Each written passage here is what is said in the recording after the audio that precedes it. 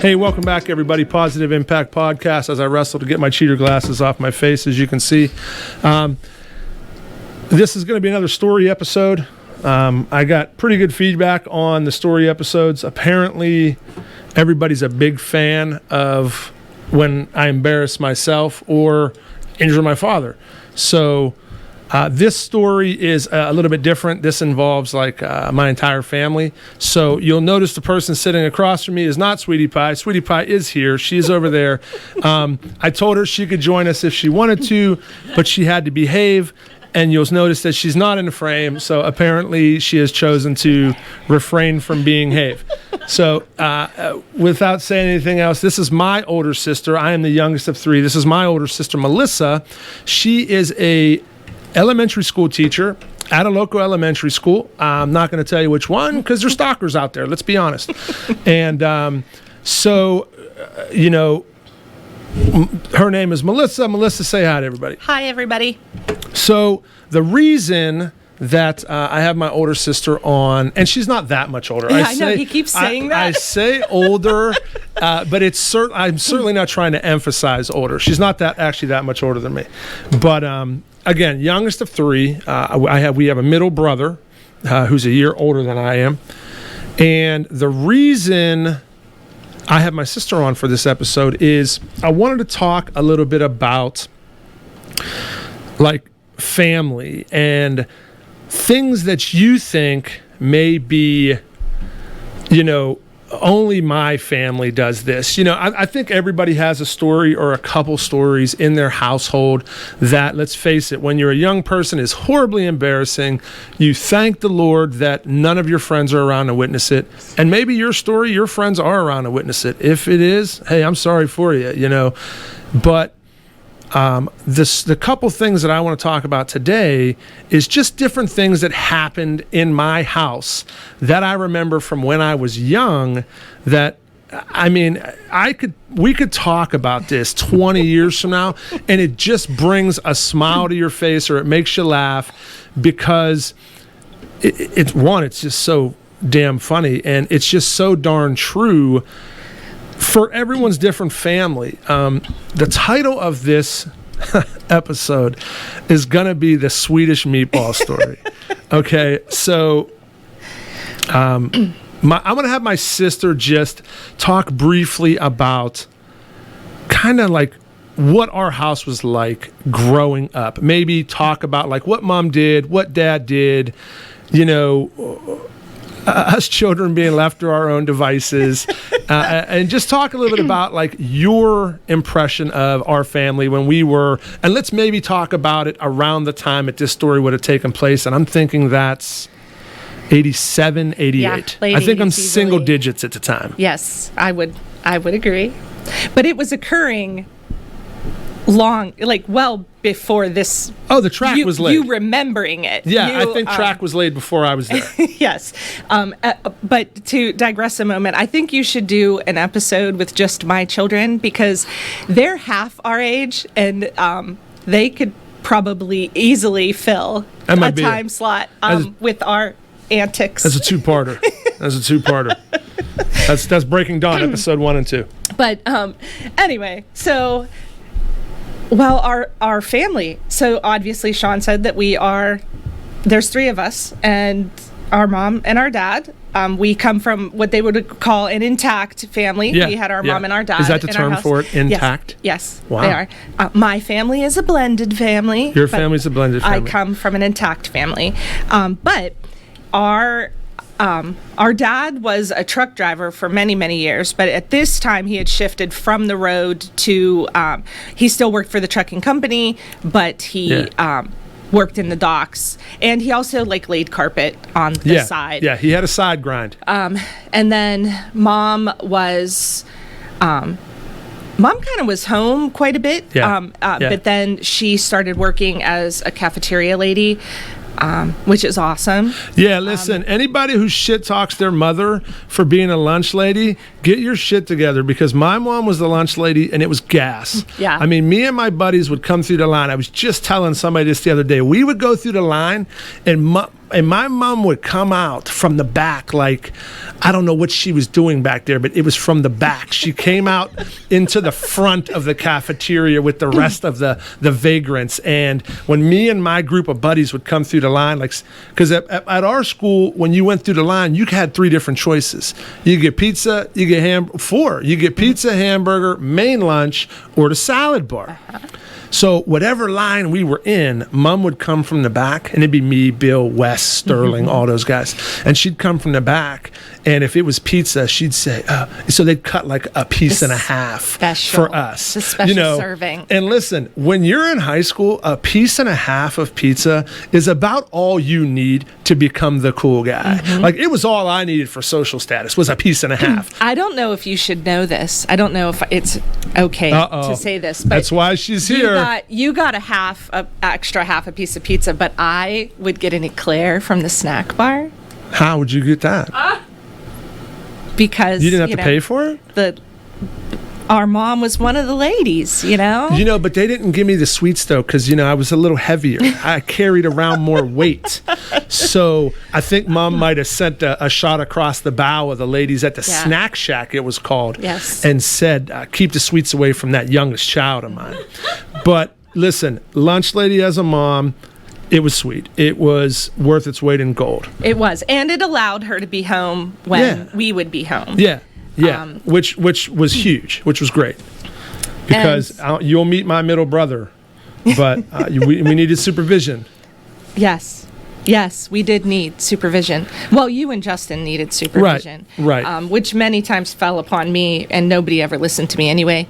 But that's a whole nother episode. But we. Working class parents, working poor, actually. Yeah. Both of our parents working, but we had what we needed, but nothing extra.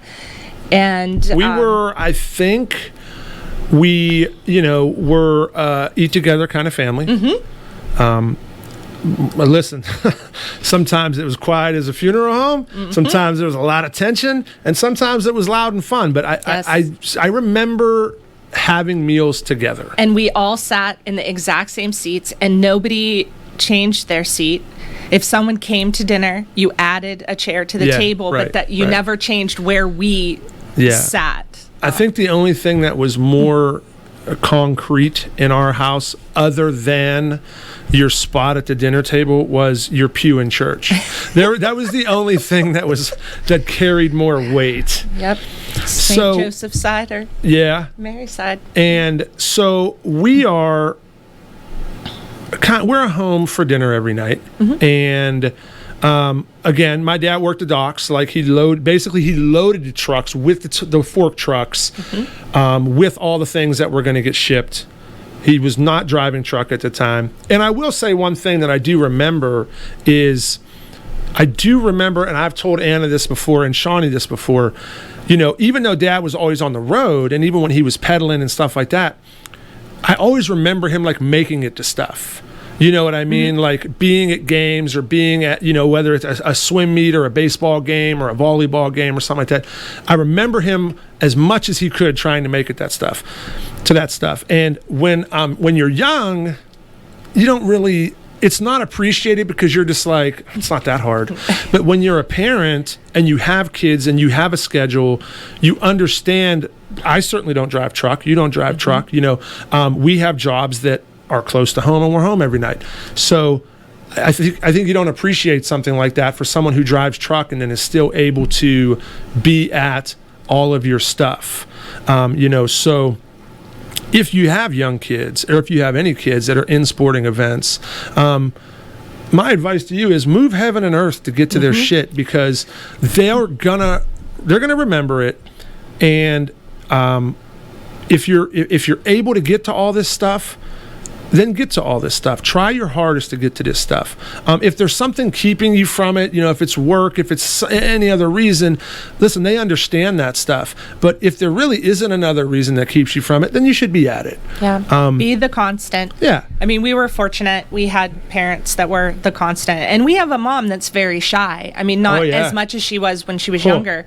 But, it was a task for her to. I think if it wasn't for us, she wouldn't have gone out as much as she did when we were younger. And we were also, and I'm sure lots of people can appreciate this, Friday grocery day, but you weren't allowed to eat the groceries. Yeah, no. That was pizza day. Yeah. And that was one of the rare occasions. Tony's pizza coupons. Yes, Tony's pizza coupons. I think everybody in Mercer County has a stack of them on top of their fridge that are not cashed in. They don't do them anymore. They don't even have the white and red boxes anymore. It breaks my heart. That's a crime. I know. My husband brought one home just to be nostalgic, and I was like, "Where's the coupon?" But that was eating out. Yeah. We didn't. Pizza on Fridays was. Oh yeah, certainly. I mean, so that's funny that you say you go to the grocery store, because it's I can remember going to the grocery store, and I look over here at my wife when I say this, because I can remember going to the grocery store as a kid, and after we bought half of the shit, I don't know where it went. Mm-hmm. Like, where did the apple cinnamon oatmeal go? Mom would hide it. Like, Anna, we would get apple cinnamon oatmeal, and it's like my favorite. I asked you to buy it, but it was like the planets aligned, and we bought Quaker apple cinnamon oatmeal, right? So this is like the name brand.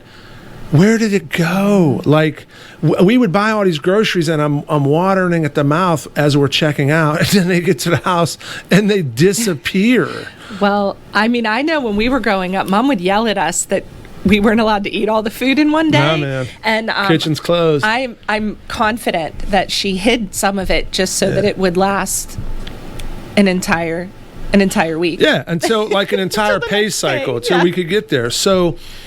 So that will kind of get us right into this story that I want to tell, because it's specifically surrounding like dinner time. And my wife did a great job when my son was growing up, that we had dinner together. Like, whenever we could, we had dinner together. I had a job, unfortunately, when my son was young, that I would work turns, and there were some times that I just couldn't eat dinner there. But my wife did a great job of, when I wasn't working afternoon turn, we had dinner together. And listen, maybe your dinner is around a table. Maybe your dinner is sitting on a sectional. Maybe your dinner is sitting out on a patio. Listen, maybe your dinner is in the parking lot of a sporting event that's getting ready to start, and it's you pulling it out of a cooler. And it's you pulling it out of a cooler, or out of a, let's face it, a Mickey D's bag, a BK bag. But you're together. You're somewhere together, and you're kind of unpacking your day, and you're dealing with the things one at a time as they come at you, but you're together. So, if you're around a table, great. That's terrific. I know everybody's like, oh, you should eat dinner around a table every night. That's great. Whatever your dinner looks like, if you're together, that's what's important, because it's not the table that you're going to remember. It's who you share the table with. We've shared a center console in my truck many a times for a meal. Oh, yeah. And it's what it is. It's being with that person. So our dinner, was almost always around a table. So, and my mom will admittedly, and I'll say this on here because she would agree to this, and my wife and my sister will confirm, my mom does not credit herself with being a good cook. When she was first married, she says, I couldn't cook very well. She evolved. She evolved into a good cook. Yes. I thought my mom was a pretty good cook. No matter what was going on, something was always on the table. That was because you liked fish sticks and I loved macaroni and cheese. Listen, what's my favorite? Hamburger helper. Hamburger helper, mac and cheese. Well, though, Mom didn't make that until we were much older, and I think that was for Dad. I don't ever remember her making it. Right. Yeah, it's for Dad. Yeah. Again, not very many things. Sorry, Sweetie is chiming in, but not very many things started with with us, for us. Yeah, I don't know that we were the contributing factor to some of the dishes being made. So we would sit down for dinner, and my mother would make us, and I'll just use this as an example, fish sticks, mac and cheese. My mother knew exactly what vegetables I hated, and she cooked them, and she would put them in front of me, I think just so everybody could watch me not eat them. And basically, eventually, my unhappiness would evolve into tears. And so everybody would get to see the youngest child cry. And we lived in a house where you stayed at the table until you ate your meal. Yeah. Children out there whose parents make them a separate meal, You are living the life. Do you remember staying at the table till you ate your meal, you know? We were never forced to do Okay, that. okay. We all ate our food. Yeah, well. We weren't picky eaters. Every house is different. So, you know, we are sitting down to a dinner, and how often do you think it was that this, we're going to call it special meal, would happen? I mean... I would say probably at least 2 or 3 times a month. Really? Yeah. So I was going to stretch it out because, like, you have a better idea as the time frame of it because you were older. At least twice a month. I want to say because it was special. Yeah. You know, it was a special meal. So we, twice a month, you know, we lived in a time where you get home from school and you had play clothes that were separate from your school clothes. And I can remember, you know, the activity in the house, my sister moving around the house, my brother and I coming in and out of the house. And I can remember this smell hanging in the air. And it wasn't macaroni and cheese and fish sticks. It was, I mean, guys, like, I don't even know how I can explain it. Like, I'm speaking about it now, and my jowls are filling up with saliva like my golden retriever. And, you know, it has such a special way of being cooked. Yeah. You know, so I mean, it made it interesting. The meal that I'm smelling is, you know, it's Swedish meatballs. So it's like the brown gravy and the small meatballs and the noodles. And it just had that really savory smell and that really hearty smell. And it would fill the house. And but how? so traditional preparation for Swedish meatballs today is, you know, you're going to make a standard noodle. You're going to boil your noodles. You're going to make your gravy. You're going to bake your meatballs, and then all those things are going to come together in a saucepan or something like that. You know, so you're going to take these 3 components, cook them individually, put them into the saucepan, present it, and I mean, guys, if you don't love Swedish meatballs, just turn it off and don't listen to anything else I say. I don't know what to tell you. I loved Swedish meatballs. I think I loved Swedish meatballs. I don't know how you would even know. Right. So, and the reason I say I think I love Swedish meatballs was because this meal was not for us. It was cooked in our house using our appliances and our natural resources. However, when we all sat down at our spots that we never changed at the table, my sister, myself, my brother, and my mother had Gwerton's fish sticks, little moist still, little wet, little wet, mac and cheese, Kraft mac and cheese, applesauce. That's what populated our plate. And you know, we kind of went about our business, but then the platter that was presented to my father contained Stouffer's Swedish meatballs. And guys, when I tell you it was a mountain of goddamn goodness. It was a mountain of goodness. I can't tell you what it tasted like. I was never allowed to taste it because this meal was prepared only for my father. There was never a time where he was on the road and Mom was like, "Hey guys, Stouffer Swedish meatballs." No, nay. I would classify us as relatively good children. I don't think any of us really excelled at school. I don't think our grades would necessarily suggest punishment of any manner. I don't think our behavior would suggest punishment. Certainly not punishment of depravity of some of the finer things in life. So, you know, and but I they even were think expensive. I think his plate was even different. Like everybody has these plates. They have some sort of floral arrangement in the corner that kind of goes across it. 4 match, 1 doesn't. You know, we didn't all have all the same plates. The silverware was a hodgepodge of silverware. Well, again, we came from a working poor family, so whatever it was we had. But wherever that one plate came from that housed Dad's Swedish meatballs came from an entitled white. They was the entitled whites. That plate came out of some sort of cabinet of, you know, like a wealthy wood with glass and brass handles. You know, it was not the working poor plate.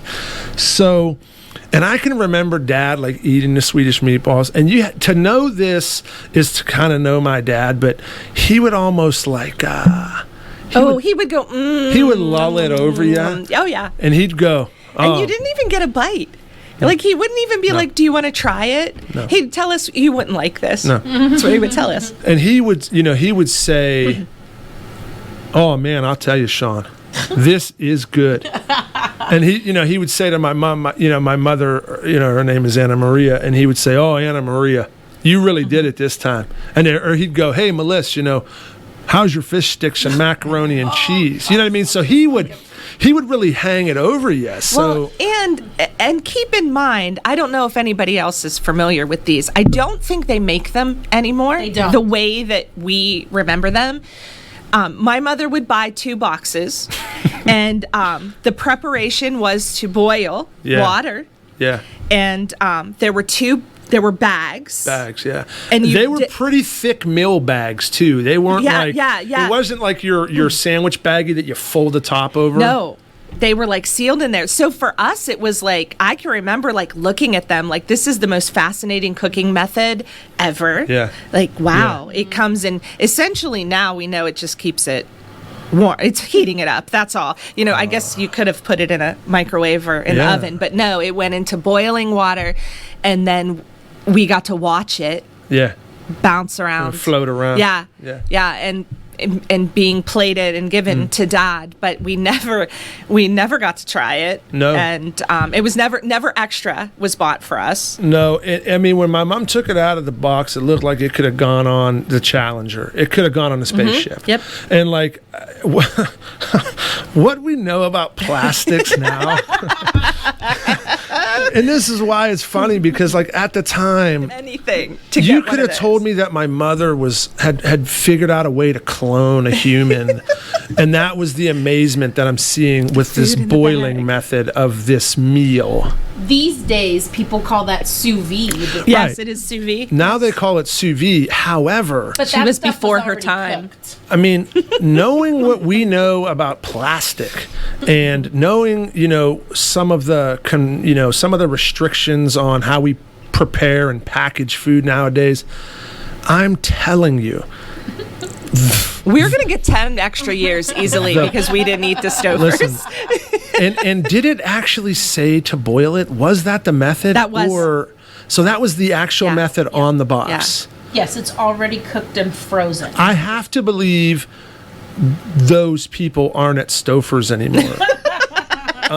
Because It might be why they're unavailable now. I mean, if you walked by a cafeteria right now and you had, Jane Doe cafeteria lady, even 10-pound plastic bags of meatballs and gravy in there, listen, some government agency is going to be there by the time lunch is served, and they're going to put an end to it.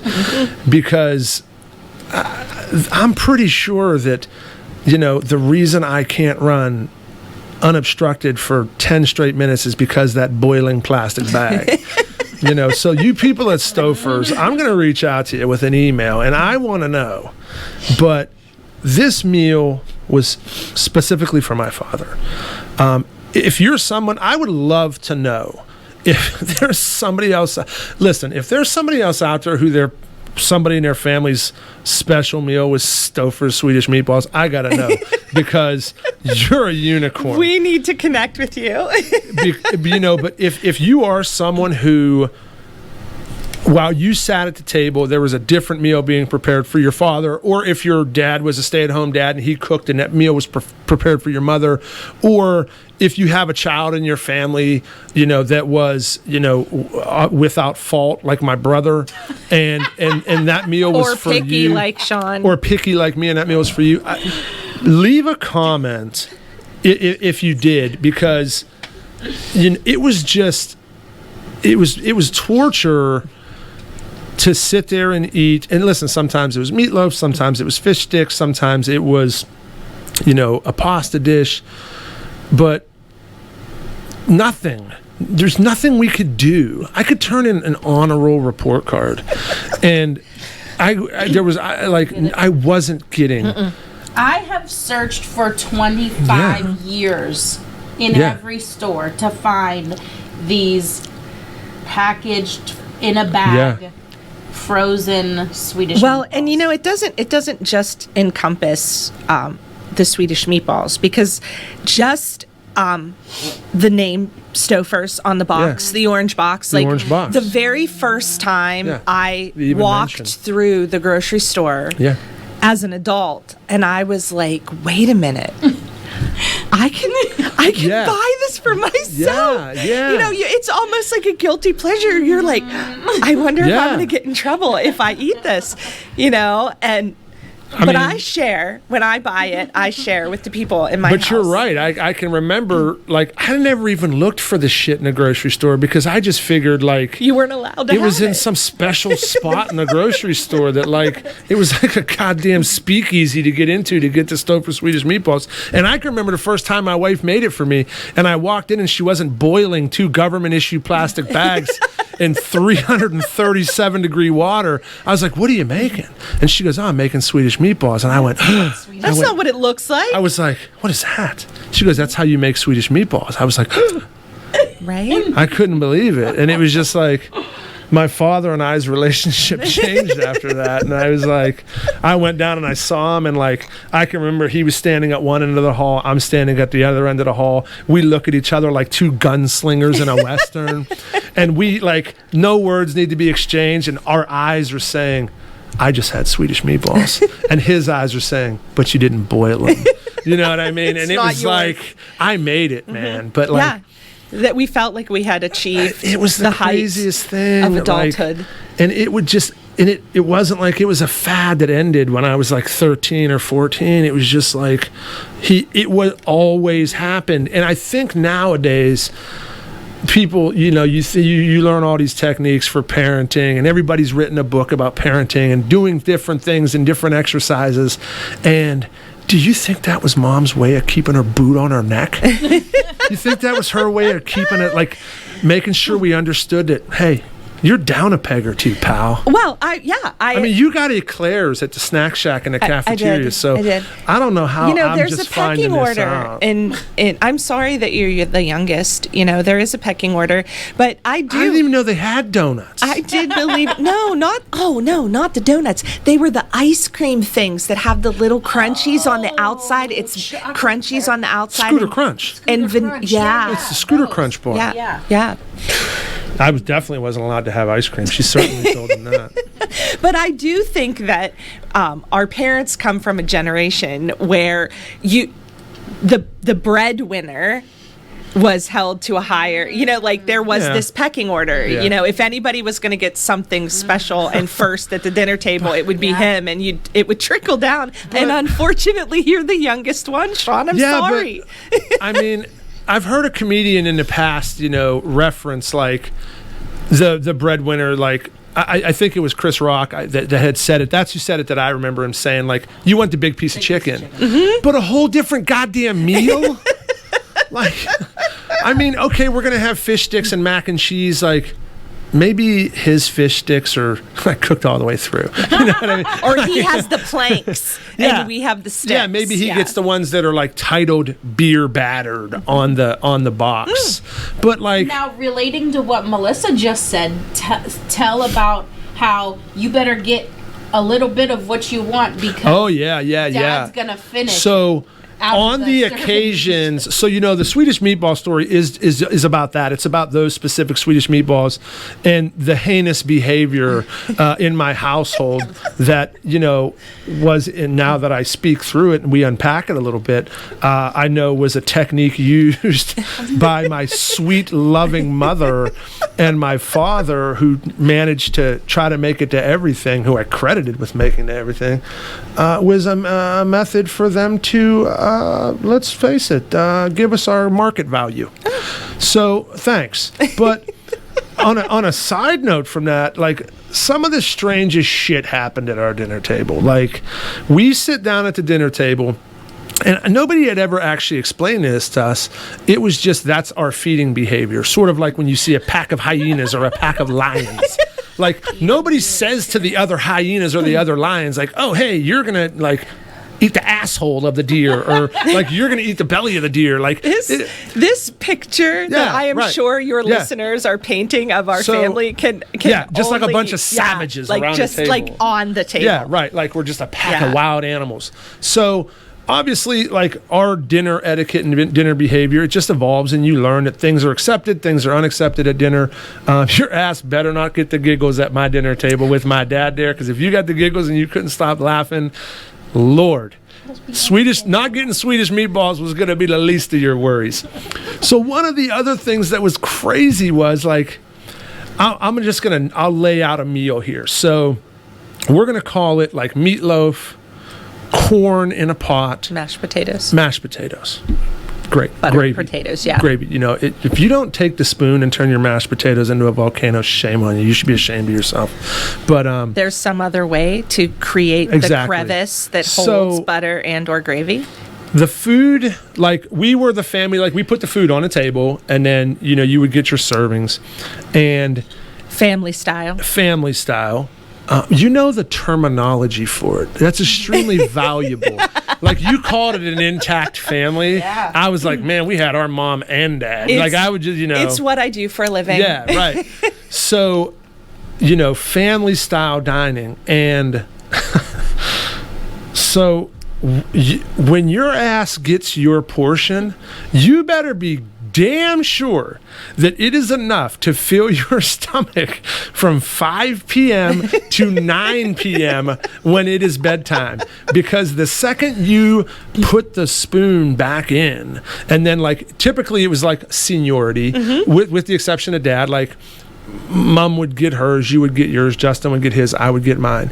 And then somehow like those serving containers became what my father ate out of after that. Your ass wasn't getting any more rice pilaf or corn. And I loved rice pilaf. I feel like we're unpacking your weight issue, Sean. I feel like now we're really unpacking why you may have been a little stocky as a child. My 13-year-old year was a real year for discovery for me. I mean, I did a lot of like pogo balling and, skateboarding and pogo balling, and most of the time I was by myself, guys. I mean, I was a little heavier. I mean, I was a great baseball player, and then like I hit 13, and it was like I was more into pogo balling than baseball. I don't know what happened, but maybe we're unpacking my 13-year-old year, because I feel like when I hit 14, I was like, bro, get your shit together. But I just like, if you didn't have it on your plate, and like I would even look at Dad. There weren't seconds. No, there wasn't seconds. Like I would look at Dad like as if I had just touched down from release from a POW camp. Like I would just like look up at him all sad, and he'd go, I just want more rice. He would go, and I remember what he would say. He goes, you had your shot. And I'm like, what is this, a hockey game? What do you mean I had my shot? I don't understand that. This is my food. Like you get Swedish meatballs, he would get actual Doritos. Yes. Like in a Doritos bag. Yes. God damn it. I got that black and white bag that you could see through that just said cheesy nachos. And their shelf life was like 16 hours once you opened them, and then they were cardboard after that. And there's my dad with the Pringles too. The Arch Cocoa cookies. Do they still make those? They do. They do. Yeah. Do you remember the double chocolates? Yes. Yeah. My dad was a huge fan of the double chocolates. And again, things that would be hidden. Yeah, he would hide those. And Reese cups. You would see them in the grocery cart. Yeah. I have not thought about Archway cookies. That was my brother Gene's. They were gas. Yeah. Like special treat, favorite thing in the whole world, but the ones with the strawberry and the Oh yeah. Oh no, it was the double chocolate ones at the double house. chocolate ones, yeah. But with the sugar once they hit the shopping bag, they disappeared. And like our house wasn't big. Like I feel like I knew every nook and cranny of the house, and it's like, where were they hidden, for Christ's sakes? Like we used to buy, like my dad would buy like the 8-pack of Reese cups. But remember, we were shorter then. And there's a lot of cupboards and things like in the above house fridge. that we couldn't reach then. Yeah. He puts stuff above. Like I put stuff above the fridge right now, but like, I mean.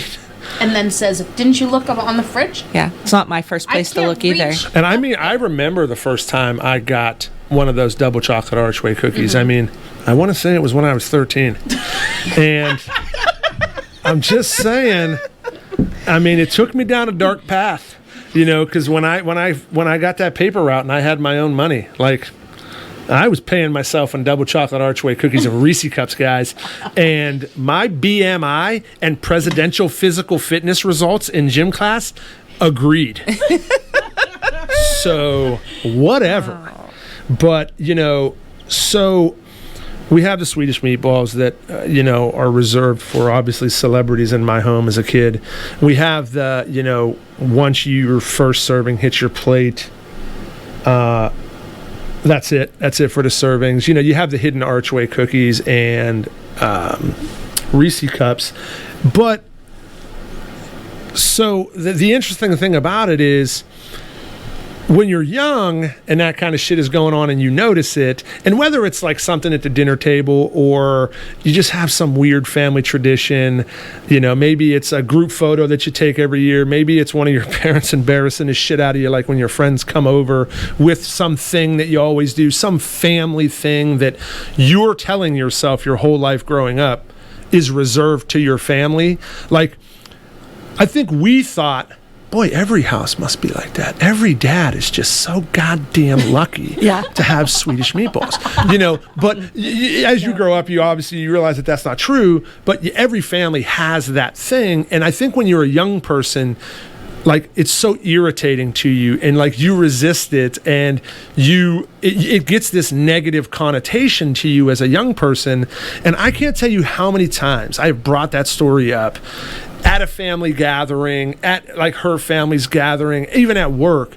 And it kind of opens this can of worms, and you start this conversation and you start this dialogue with these different people, and their Swedish meatball story is a different story. It's a different thing. But the important thing that like I look at now, being, you know, a father of a grown son and having been married as long as I've been married and having a household, is like we even had those things in our house that were different. I'm sure you guys had those things in your house that were different. And now being an adult, it's such an endearing thing. And like Anna will still even say stuff nowadays, like to Shawnee, that she said to him when they were younger, and he's like, "Oh my God, Mom, would you stop?" You know what I mean? But like, I feel like he'll have that aha moment when he gets older. And like I had said at the beginning, it doesn't matter where your dinner table is. It doesn't matter, you know, where your family gathers. It doesn't matter who makes up your family. Because let's be honest, like sometimes you don't have a, what's the word for it? Intact family. That doesn't mean you don't have a complete family. Oh. You don't have to have a mother and father and siblings to have a complete family. That looks very different now than it looked many years ago. Now your family may look so completely different and it is so completely accepted, as long as what your definition of those people around you who care for you are, that's your family. Doesn't matter what that looks like. Doesn't matter what your gathering place is. Have a Swedish meatball story. You know what I mean? Like, have your hidden archway cookies, like have your goofy photo, your ugly Christmas sweater, you know, have that thing, because that is what will always join us. No matter where my sister is or where my brother is or where my mom is at, that story and those things that we resisted against when we were a kid, those are the things that join us together. And if you have those things, then you're never really separated from that person. Like my brother lives 5 hours away. My sister lives almost an hour away. But those little moments in our life connect us uniquely, like no other brother and sister are connected. And I'm sure other brothers and sisters, they have those moments that connect them as well. And I think the point of this story, and the reason I wanted to tell the story, was you don't always see it when it happens. You don't always appreciate it for what it is when it happens, but they are the things that connect you to the people that you love. And you don't have to love them as soon as they happen. You don't even have to like them as soon as they happen, but let them happen. Let it happen. Let those moments in your family happen. And if they embarrass you, they embarrass you. If they make you proud, super. If they make you angry, tough shit. You're going to figure it out. Let those moments in your family happen. I do have to tell, I just freaking thought of it. I got to tell the Halloween story. I gotta tell this. Well, before you tell the Halloween story and embarrass our family more, the thing for me out of all of this is that you think, when you tell stories, sometimes when you hear them out loud, you're like, gosh, we should be more broken. Yeah, right. But what I have found is that, it's just togetherness, and like I said in the beginning, if you got my kids around this table, my poor husband would seem like he's a broken man. But he's a shell of himself. He is a anyway, but he has some good stories, and my kids have some great stories, and whether you're an intact family or a blended family like mine, I have 4 children. 2 are my husband's, 2 are mine. But Brady Bunch shit, guys. Yeah, it is. But Justin, yourself, and I, meal times are sacred cows. And we still do them no matter where they are. It's just that togetherness. And when you have stories about togetherness, it's what it binds you, And in my job, I see a lot of children who don't have moments of togetherness. So, it's important to just hang on to that, as funny as it is. And our mother always says, it makes me sound like a terrible mother. But just, I'm walking a 5K this weekend, and I'm talking about a whole nother story, Justin falling and him looking like, he was dead. You're talking about the attic? Yeah. Oh. And, but I'm talking about this, and I'm like, my mother was an avid reader. Everything bad that ever happened to us happened when Mom was reading. And then my girlfriend that I'm walking with goes, oh my gosh, the only thing bad that ever happened to us when my mother was on the phone. Was on the phone. She goes, my mom liked to talk on the phone. So I was like, now see, that's... Yeah. It's just our connection as people. We all have that. But go ahead with the Halloween story. Yeah, so what I'm going to do is I'm going to leave you guys with the Swedish meatball and the better get your first serving shit story. And then I'm going to jump out, and we're going to start it up again, and it'll be the Halloween story. So if you're interested in a Halloween story, that's going to be the next episode. We're going to record it here in just a second, but by the time it's polished up, I'll release it after the Swedish meatball story. So if you just want to listen to the Swedish meatball story and you're sick of me, then if I only get to say one more thing to you and you never hear my voice again, it would be good to each other, choose kindness, and if you feel like you want to say something nice to somebody or uplifting to somebody, then you should say something nice and uplifting to somebody. If you feel like you want to say something mean or disrespectful to somebody, keep it to yourselves. Those comments are better kept to yourself, because we just don't need that in the world. The world needs people to lift them up. Yeah. So choose kindness, be positive, be good to one another, and we'll see you on the next episode for the Halloween story. So for my sister Melissa, Sweetie Pie, and me, appreciate it, appreciate you, and have a good night.